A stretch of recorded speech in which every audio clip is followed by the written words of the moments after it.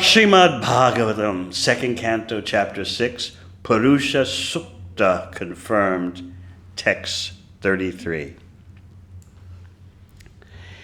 Iti te bihitam tata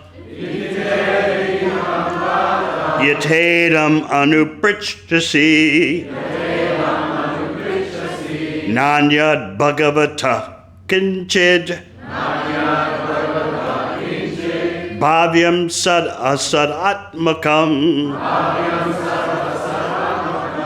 iti te bihitam tata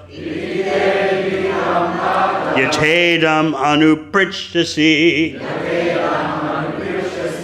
nanyad bhagavata kinchid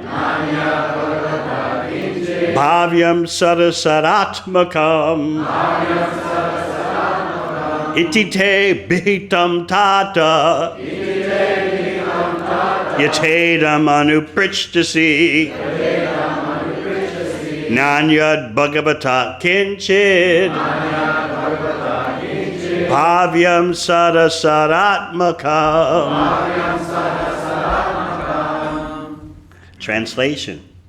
My dear son, whatever you inquired from me, I have thus explained unto you, and you must know for certain that whatever there is, either as cause or as effect, both in the material and spiritual worlds, is dependent on the Supreme Personality of Godhead.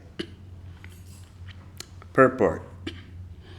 The complete cosmic situation, both in the material and in the spiritual manifestations of the energies of the Lord, is working and moving first as the cause and then as the effect. But the original cause is the Supreme Personality of Godhead. Effects of the original cause become the causes of other effects. And thus everything, either permanent or temporary, is working as cause and effect. And because the Lord is the primeval cause of all persons and all energies, he is called the cause of all causes, as confirmed in the Brahma Samhita as well as in the Bhagavad Gita. The Brahma Samhita affirms Ishvara Parama Krishna Satchit Ananda Vigraha Anadya Adya Govinda Sarva Karana Karanam. And in the Bhagavad Gita it is said, Aham Sarvasya Prabhavo Mata Sarvam Pravartate Iti Matta Bhajante Mam Buddha Bhava Samanvitaha. So the original primeval cause is Vigraha, the personal, and the impersonal spiritual effulgence, Brahmajyoti, is also an effect of the Supreme Brahman, Brahmano hi Pratishtaham, Lord Krishna. Translation again. My dear son, whatever you inquired from me, I have thus explained unto you, and you must know for certain that whatever there is, either as cause or as effect, both in the material and spiritual worlds, is dependent on the Supreme Personality of Godhead. Om Agana Chimirandasya Gananjana Shalakaya Chakshun Militang Yena Tasmai Shri Gurave Namaha. Jai Shri Krishna Chaitanya Prabhu Nityananda Shri Advaita Gadadhara Shivasari Gaura Bhakta Vrinda.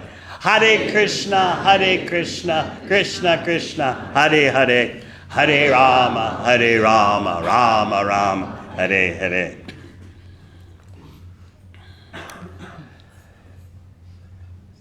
Narada Muni has inquired from Lord Brahma about what's going on with the cosmic manifestation. He wants to know, what's the background? And is there any superior entity beyond Lord Brahma? So Lord Brahma is answering, and he's giving confidence to his listener, to Narada Muni, that whatever you have inquired for me, I have explained it all to you. And therefore, you should know certain facts that are immovable. You can't get around it. That there is that ultimate cause, the Supreme Personality of Godhead. So in the purport, Srila Prabhupada begins saying the complete cosmic situation. For someone who lacks knowledge coming from Lord Brahma, the complete cosmic situation is a mystery. And we can see that even with the very incomplete partial knowledge that human beings today think they haven't learned how to live properly on this small patch of the universe.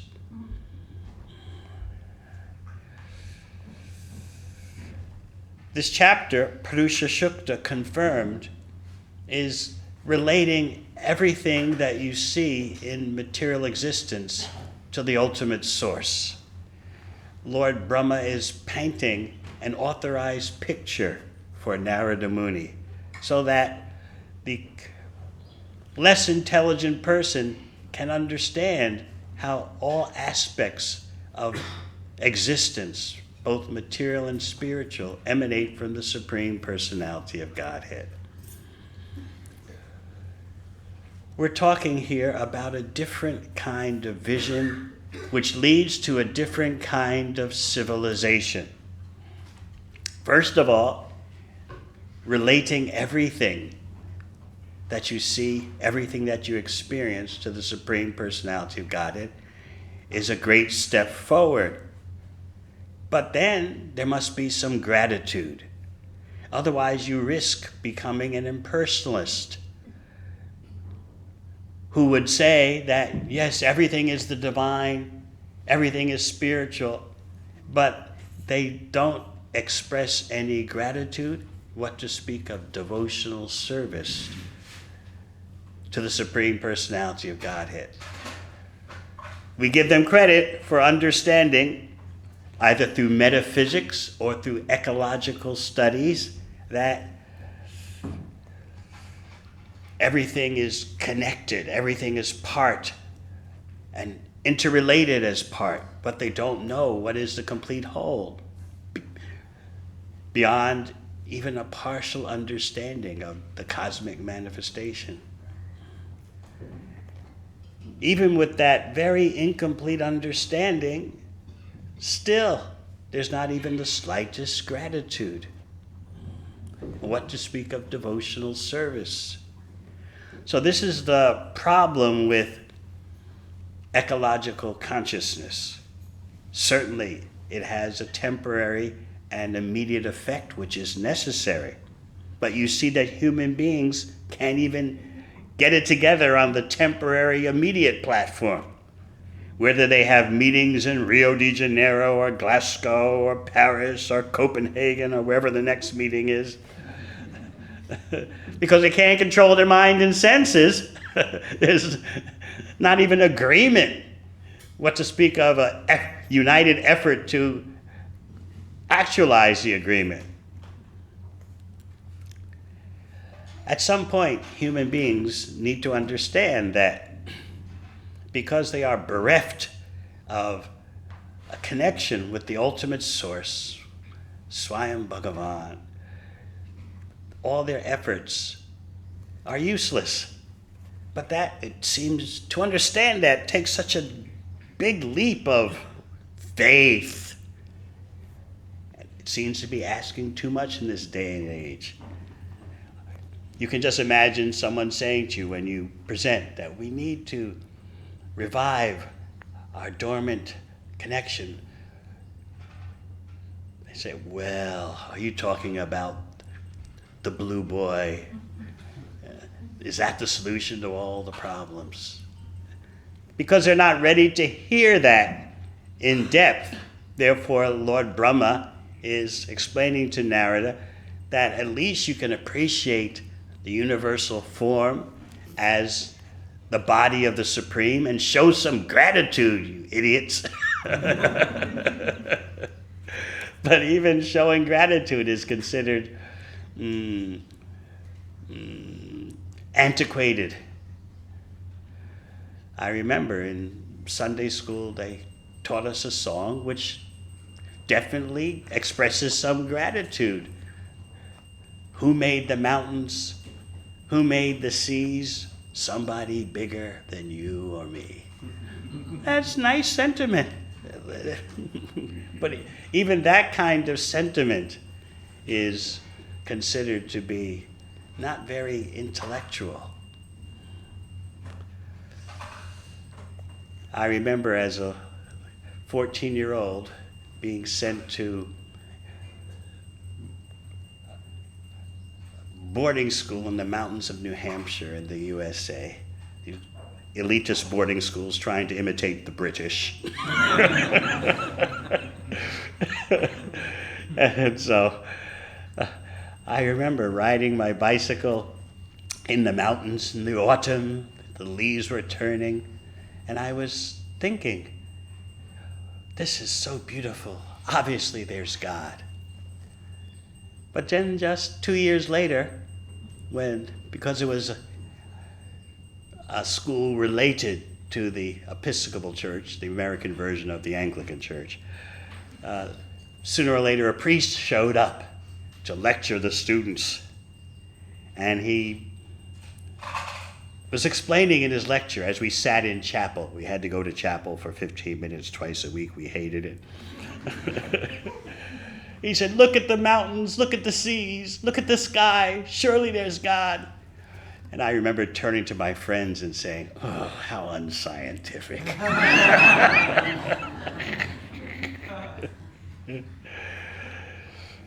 So now you have a society that is shorn of any connection to the source of all the energy, but uses so much energy.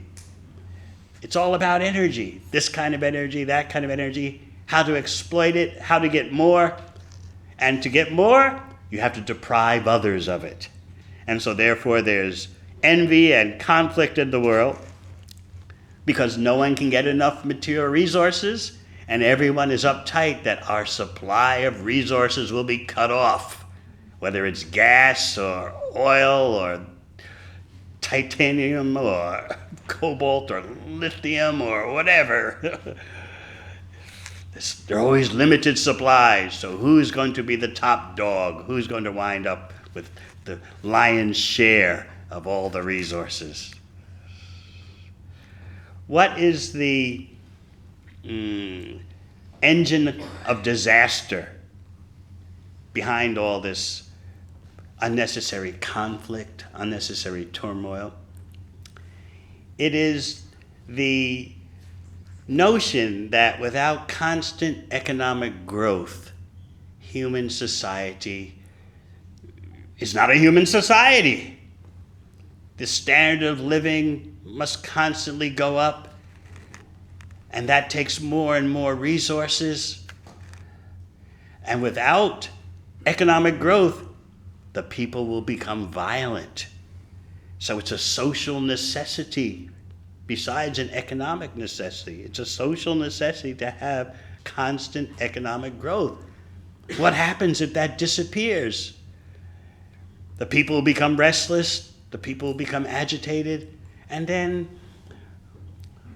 the death rate will increase. Of course, the death rate's 100%, but this is the fear that people have.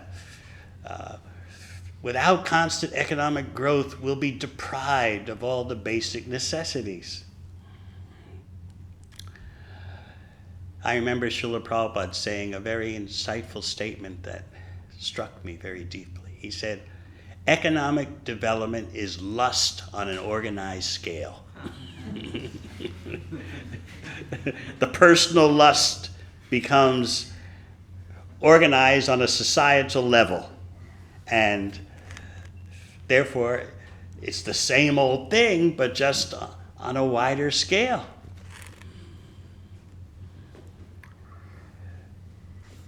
Even before understanding that constant emphasis on economic growth destroys spiritual incentive, even before that, at least we can understand that the so-called economic growth is uneconomical. You don't calculate all the negative effects of your growth, the growth madness.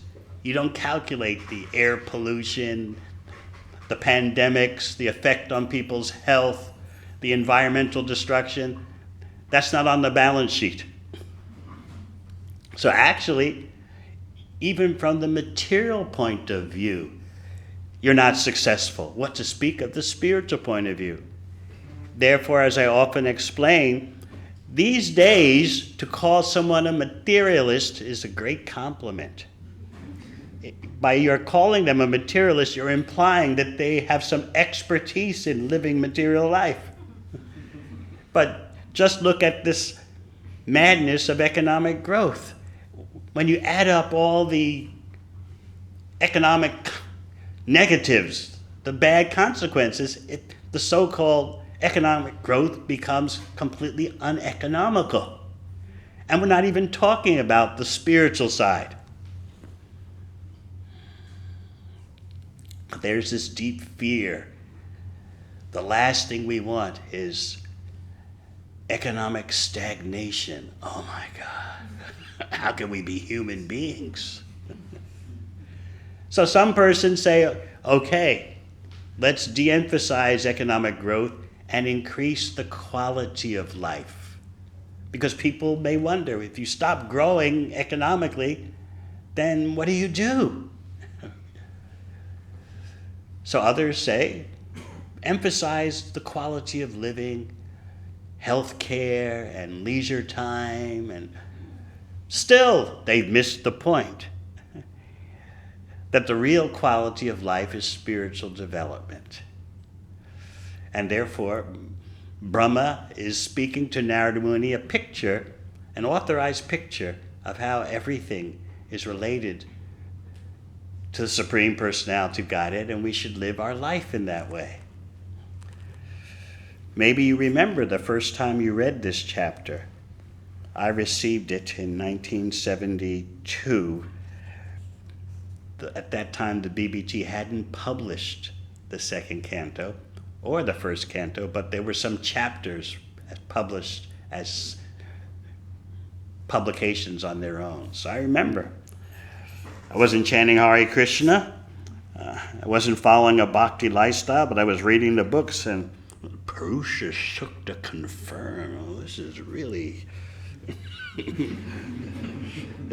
exotic. Reading the verses about how all these different items come from the limbs of the Supreme Personality of Godhead. But there was a special, cohesive, holistic charm to it that attracted me. Of course, it's Srimad Bhagavatam, literary incarnation of the Supreme Personality of Godhead. But even though I wasn't conscious of being attracted to Krishna, and although the verses in this chapter it seems so exotic, especially to a newcomer, to less than a neophyte, there was something that beckoned, something that called you to go deeper.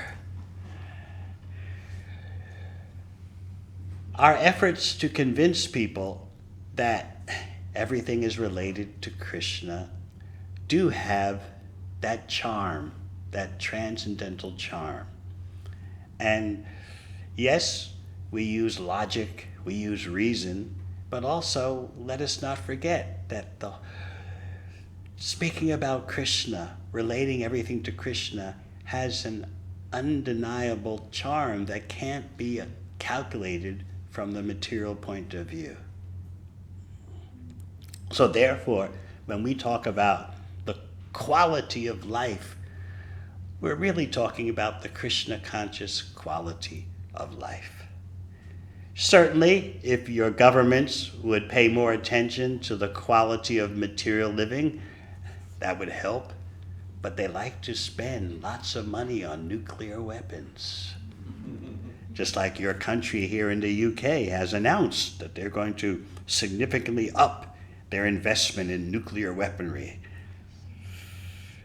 it's been calculated that of the 9 nuclear states in the world, last year they spent on nuclear weapons, just last year, $82 billion. So mathematicians have broken that down so you can understand how much that is per minute.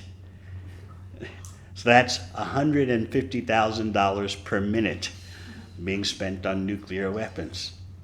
But meanwhile, the politicians like to talk about the quality of life. So we have a major problem here because the energy is not related to the energetic source. That basic understanding is not there. That basic understanding that's given in Sri Isha Upanishad. Everything is owned and controlled by the Supreme. First, there has to be that kind of fundamental wisdom on your way to understanding Krishna. But we might say, well, therefore we shouldn't talk about Krishna. We should just talk about the fundamental understandings. But Prabhupada did both at the same time. And that's our challenge.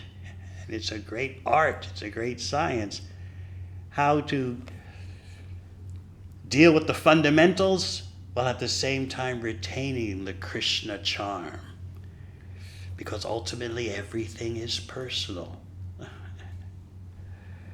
But we can be a little shy that, well, the people aren't ready to even hear the name of the blue boy, to hear about the blue boy. And so therefore we can just speak about the fundamentals without mentioning Krishna. That has some value, but ultimately you'll become dissatisfied, just like Vyasadeva was dissatisfied. And Narada Muni had to point out to him that you've spoken so much, especially in Mahabharata, economics, politics, this, that, the other, intrigue and war, drama, but you haven't glorified Krishna enough. So our constant effort is how to reach people with the fundamentals while at the same time not forgetting the Krishna charm, because Krishna is unlimitedly attractive. Otherwise, we'll be trapped just in terms of, okay, we agree. Someone can say to you, we agree that the focus should be on the quality of life, not this economic growth monster. But then we have to discuss, what is that quality of life? And sooner or later, the discussion about the quality of life has to lead to Krishna. As this purport here ends, after Prabhupada is spending sentences speaking about causes and effects, very philosophical, effects of the original cause become the causes of other effects, and thus everything, either permanent or temporary, is working as cause and effect. So at the end, he caps it all off. So the original primeval cause is Vigraha, the personal. And the impersonal spiritual effulgence, Brahmajyoti, is also an effect of the Supreme Brahman, Lord Krishna. So, sooner or later we have to get there. Now, sometimes devotees argue, and they often bring this point up to me. Well, Maharaj, what about indirect preaching as compared to direct preaching? They've been asking me several times this question in London. You all have been working, not you all, but in central London, they worked me pretty hard. Practically have no voice anymore. But that question came up several times. Shouldn't we focus on the indirect? Or when do we ever mention the direct? So I gave them my opinion. Which is why waste time in this unnecessary dichotomy? Why not do both at the same time? So I suggested to them at their outreach center, some days are what you might call indirect, and some days are direct, and in that way you can try to reach everyone. My own personal strategy is that if you just want to hear about the indirect, you pay more money. And if you come on the direct nights, you pay less money. So if you want to avoid hearing about Krishna directly, all right, but you'll pay for the privilege. And by paying for the privilege, you'll support the outreach on the direct nights. By you're paying for the privilege of not hearing about Krishna directly, you'll provide resources for supporting the direct efforts. So anyway, that's one possible solution I just thought I would mention. But I was surprised how often devotees would ask me that question. And I could see it's very important. And it relates to Srimad Bhagavatam first canto, in which Vyasadev's feeling despondent. And this is very interesting because especially in this particular Divya Yuga, the set of 4 yugas, Satya Yuga, Treta Yuga, Dwarpa Yuga, and Kali Yuga, Vyasadeva, who appeared in Dwarpa Yuga, he's not a Shaktivesh avatar. He's a plenary expansion of the Supreme Personality of Godhead. This is explained by Jiva Goswami in Tattva Sandarbha. That actually, the name Vyasadeva refers to different personalities, each of whom appear in every set of 4 yugas. So it's very interesting that the plenary expansion Vyasadeva, in our particular Divya Yuga, he's feeling despondent, and Narada Muni is telling him, and Narada Muni is a Shaktivesh avatar, he's empowered to teach bhakti. So he's telling him, you haven't glorified Krishna enough. Now in the 3rd canto, Vidura, in speaking with Maitreya, gives Vyasadeva some credit for, I know your purpose. You spoke all that politics and economics and whatever is there in Mahabharata because you wanted to attract people to that chapter, that section known as Bhagavad Gita. It's very interesting. But Narada Muni, his version is, you didn't speak enough about Krishna. All right, you did this, you did that. Well done, but, and therefore you're despondent. So we can conclude that whether it was effective or not to write about so many things, but not give enough about Krishna, whether that's effective or not, maybe is not the essential point. The essential point is, at least the point we can focus on for now, one aspect, let me correct myself, one aspect is that Vyasadeva was despondent. He wasn't feeling enlivened. So I think this is why the question often comes up amongst devotees who want to show compassion, they want to outreach, and they're wondering, how much can the people handle? Sometimes that concern is just a demonstration of our lack of conviction that anarto pashamam sakshat bhakti-yogam adokshade. The miseries of the living entities are superfluous. They can all be solved by the linking process of bhakti-yoga. So it's a juggling act.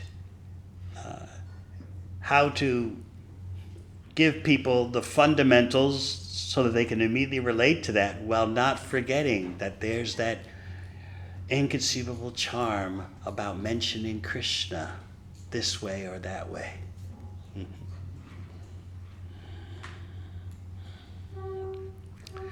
So we're living in very tumultuous times, and we're seeing that the world is becoming more and more fragmented, and the problems are becoming increasingly obvious.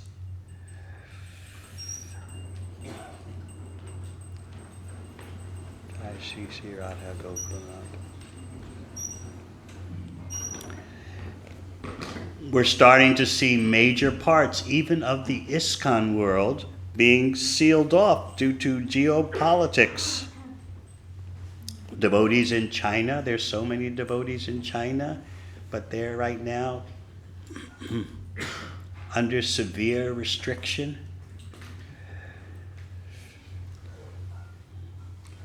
Devotees in Russia, they can't have international connections. So we have to start thinking about how human beings are actually focused on destroying themselves, and that's starting to affect our outreach. It's starting to affect our society that's trying to be transcendental.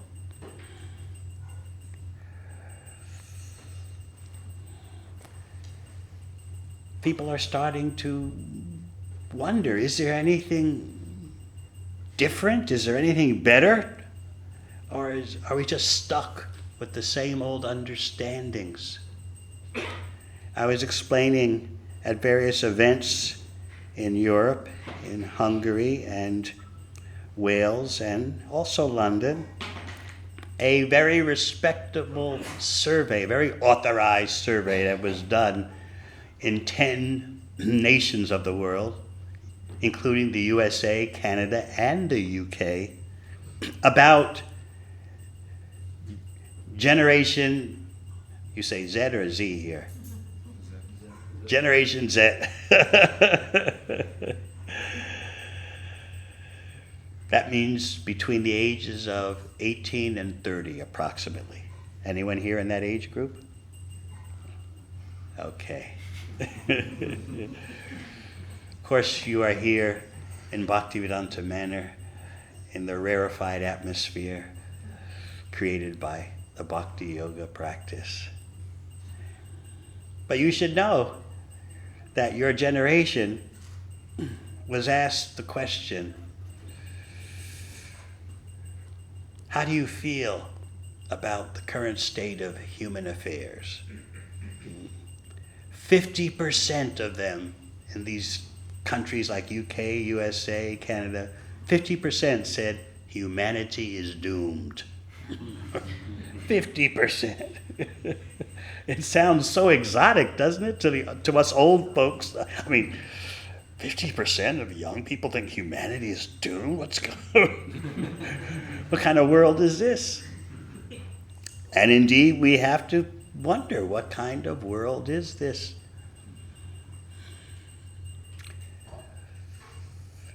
How it's going to turn out, who can say?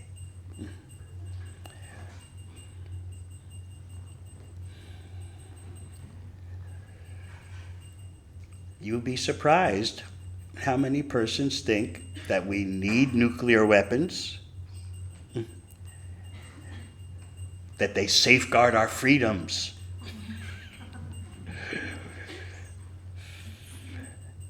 that we must have economic growth at all costs, otherwise people won't be satisfied.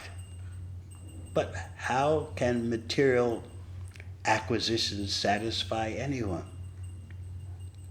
In fact, there'll always be, because of such an emphasis on the madness of economic growth, there'll always be the haves and the have-nots. It seems almost mystical when we think about For example, the verse Prabhupada would always quote, Sarva Kama Dugamahi. What's the first line? Imam Vavarsha Parjanya? What's the first verse? Anyone know?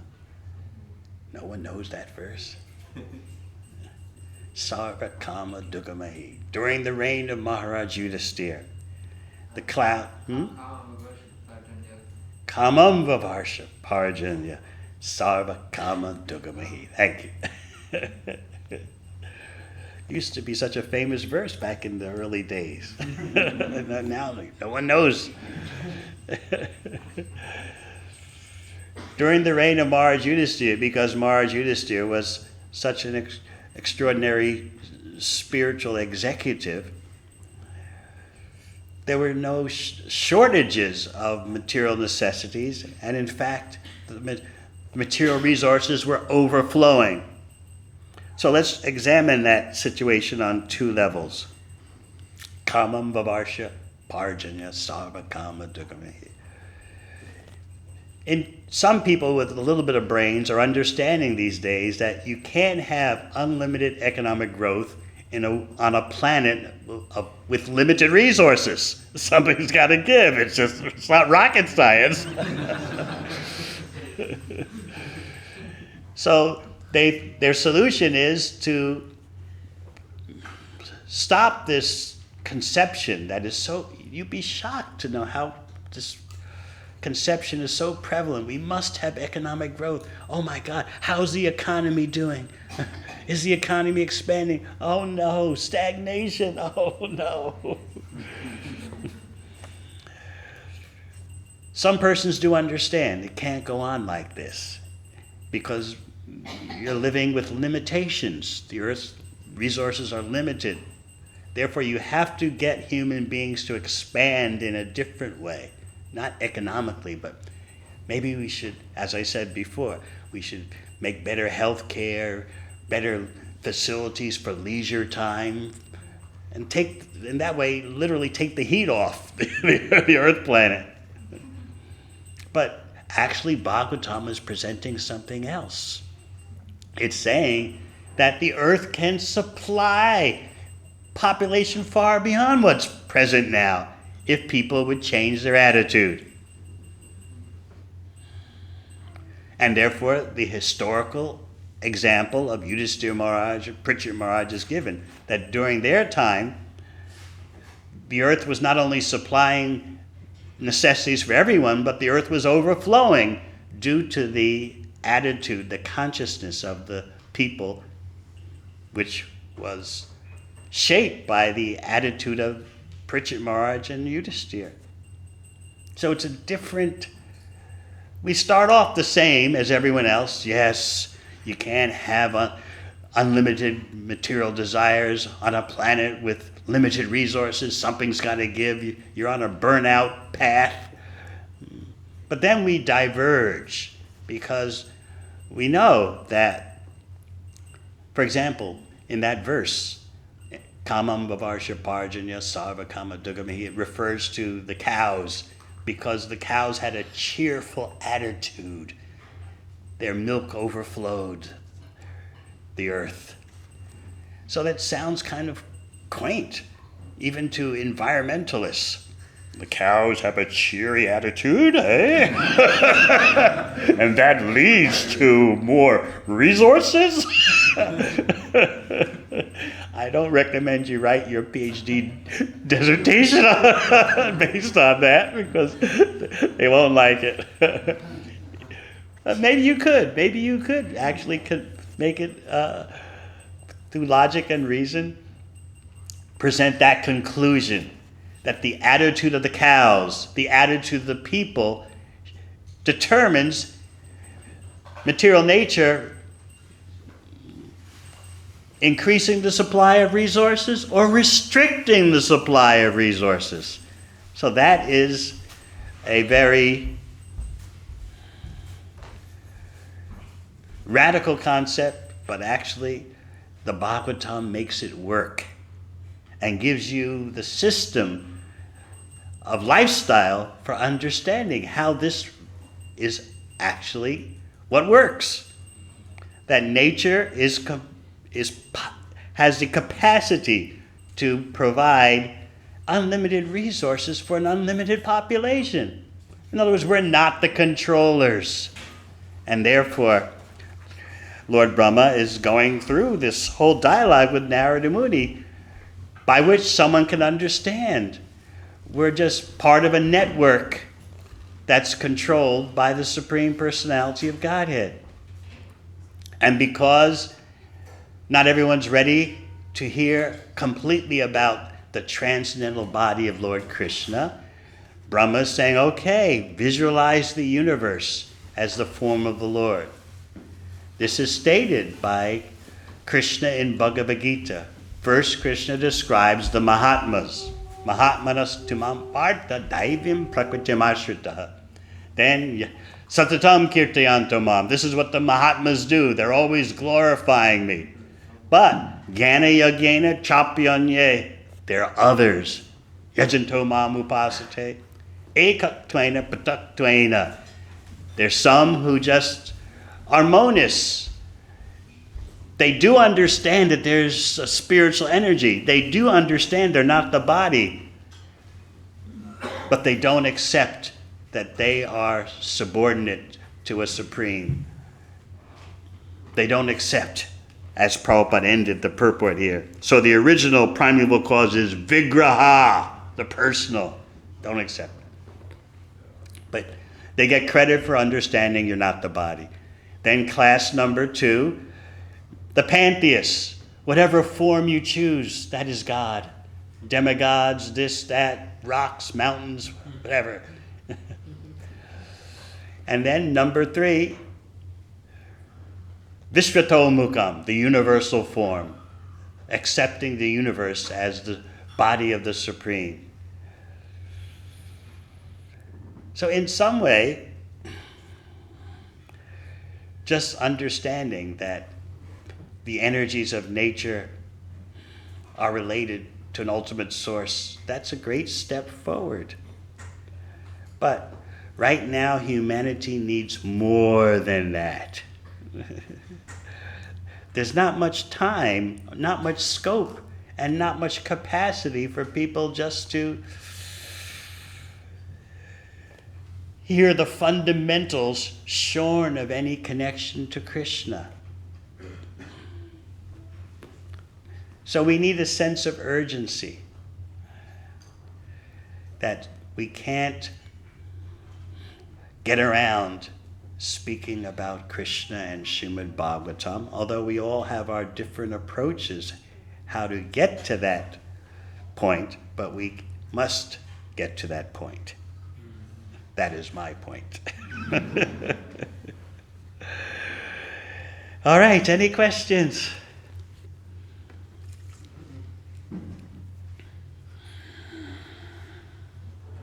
Yes.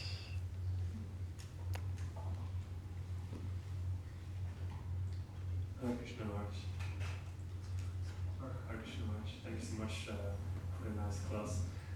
Just had a question which is quite practical. So a lot of times when we're out on the streets or we talk to people, we can see that they're struggling with so many things. They struggle with their relationships, they struggle with work, they're burning out, they have financial problems.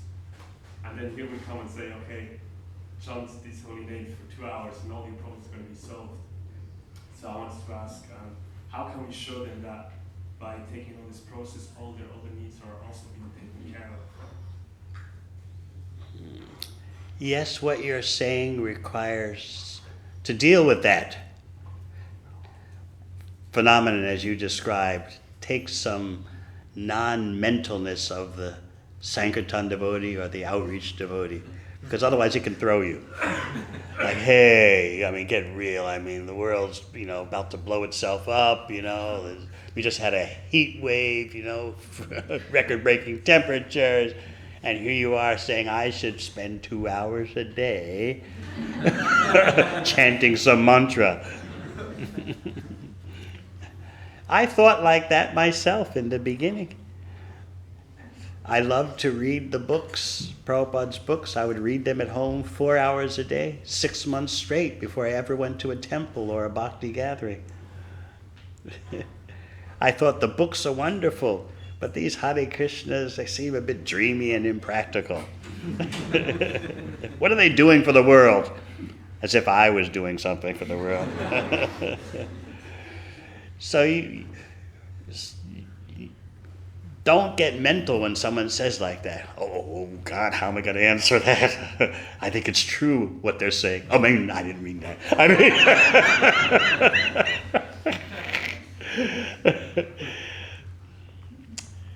The root of the problem is contaminated consciousness. And unless you solve that problem, not only will the material problems not be solved, but they'll increase. So you can explain to them in that way. During my university days, at one of the imitation British elitist institutions, I was determined to find a solution to all material problems. My professors let me study whatever I wanted, because I told them this is my goal. And they told me that's what the university is actually meant for. And then they concluded by saying, and if you find, during your 4 years of study, if you happen to find a solution to all the problems, come back and let us know. In other words, you're not going to find anything. So before reading Prabhupada's books, I was already convinced there's no material solution. So the next thing I had to deal with was the exoticness of Krishna. But I just loved hearing about Krishna and Srimad Bhagavatam and Bhagavad Gita. But in the beginning, I couldn't relate that to solving the world's problems. I just thought, well, this is the best enjoyment.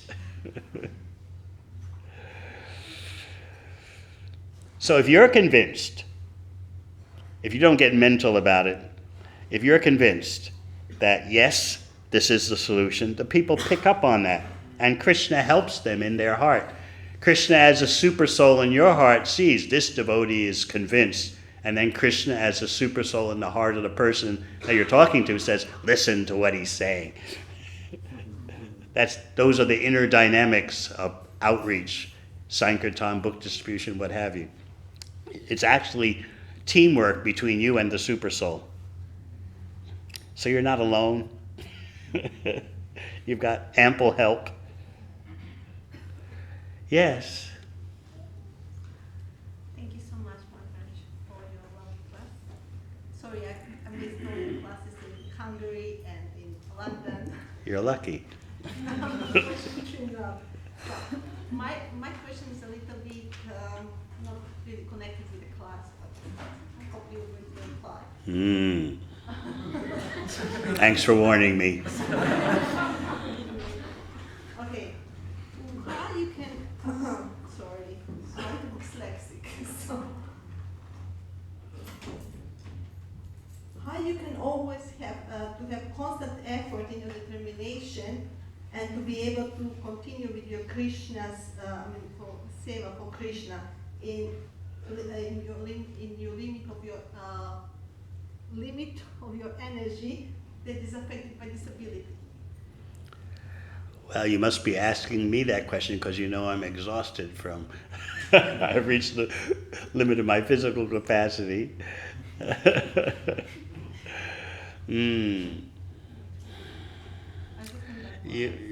We all have to pray to Krishna how we can engage in his service in spite of physical limitations, which will always be there, whether we are young or old, but which do increase as you get older. But even young persons can have some handicap or disability.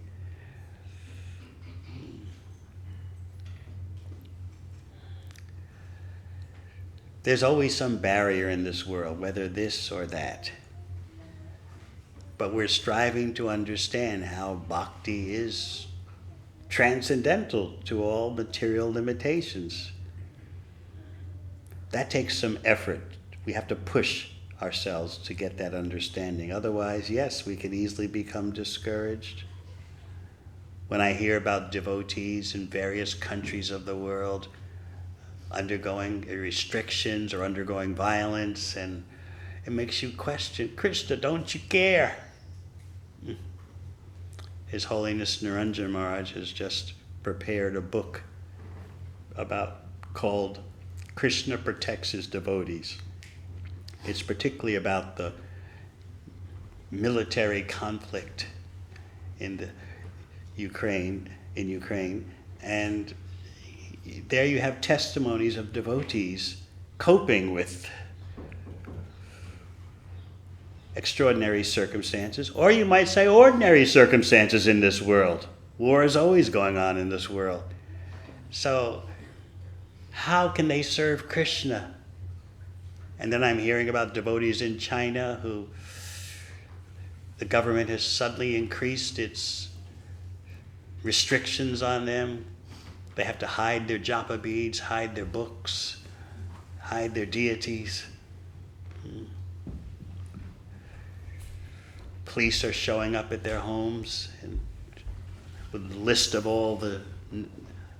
names of all the devotees. Do you know this one? Do you know that one? Very intimidating. So there are all kinds of disabilities. So we need to hear examples of how, in spite of handicaps, disabilities, and barriers, bhakti still goes on.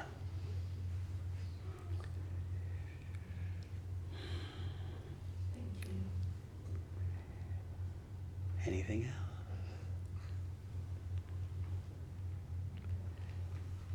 Yes?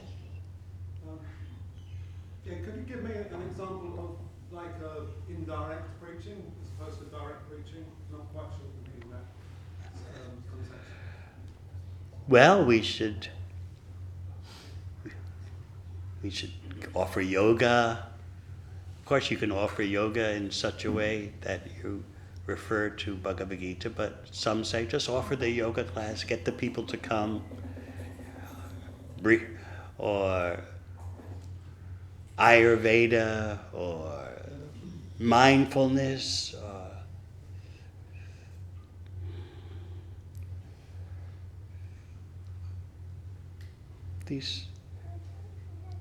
these things are being presented, and so I was just pointing out that sometimes persons ask my opinion. I say, okay, whatever gets people in the door, but make sure you have facility for presenting Krishna. That was my point. However you do it, simultaneously, in one room you have the so-called indirect, and the other room you have the direct. Or one day you have the indirect, and the next day you have the direct. Just have to be a little creative about it. Rather than devotees getting into arguments about an unnecessary dichotomy. You're just doing the indirect. You're too heavy. You're doing the direct.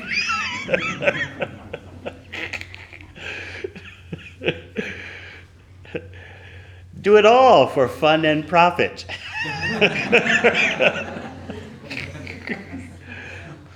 But make sure that Krishna is there. Otherwise, you'll become dry and despondent. All right, thank you very much. Hare Krishna.